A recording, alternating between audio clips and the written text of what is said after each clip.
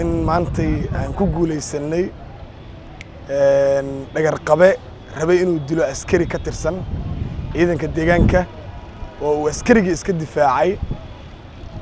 maanta waxay guushi u bilaabatay deegaanka Garas Baalley oo dardaarankii madaxweynaha qaatay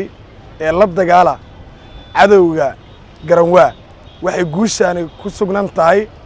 insha Allah inay wax badan soo kordhi doonto shacabka la shaqeyntoodu shacabka deegaanka Garas Baalley waxay bilaabeen in ay nala soo wadaagaan cadawgu siduu u eg yahay iyo si walba oo loo raadi karo waa ku mahadsan yihiin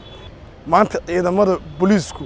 waxay aad u bogaadinayaan shacabka sida wanaagsan ay ula shaqeynayaan in ay soo qabtaan dhagar qabahan oo kale ee raba inuu dilo walaalkiis ku jira ciidamada iyo qof aan ka galabsan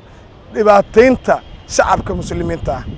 maasanta cadeynay taliye ninkan inuu dhagar qabaa oo qof dilay waxa ku cadeynaya inuu dhagar qaba yahay dilkii uu sameey rabay iyo hubkii uu ku sameey rabay oo aan gacanta ku hayno iyo asagii oo meeshaas yaalaad arkaysid goobaha ganacsiga dhawaan halkan burburina lagu sameeyay caqabada ku qabtay maxay goobaha ganacsi hortooda waxa la sameey jiray bulshadu inay hortooda ku ganacsadaan ee ay jaam noqoto oo dadku maalin walba dilku nagu soo noqdo waxaan ka shaqeynaa annaga iyo gudoomiyaha deegaanka in ay uu nala fududeeyo in shacabka lagu celiyo suuqyadii loogu talagalay ganacsiga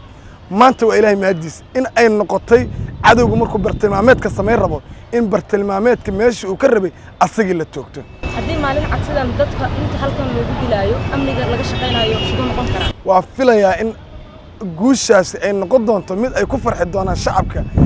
u malay jiray in lagu ganacsaday afka hore ee laamiga ee arkay in laga sikado in cadawguna targetka noo noqon karo ayaguna ay naftooda ku badbaadsan karaan maxkamad qofka lama soo saarin dadka waxa laga yaabaa badbaadi qaldan inay soo dhigiyaan marka sharciga qaba qofkan oo kala inaad ku go'aan ka gaartaan waa dishaan waa maasantahay cadawgu mar hadduu ku dili rabo faritaan uma baahna inaad maxkamad raadiso waa in cadawgu hadduu markaas hubeysan yahay abartiisa ku toogataa si aad ugu adeegato Premier Wallet kaliya taabo batanka Pay ku aadi kaamirada QR-ka goobta aad wax ka iibsanayso gali lacagta iyo faahfaahin kooban taabo Next kadibna Confirm ugu dambeyntiina gali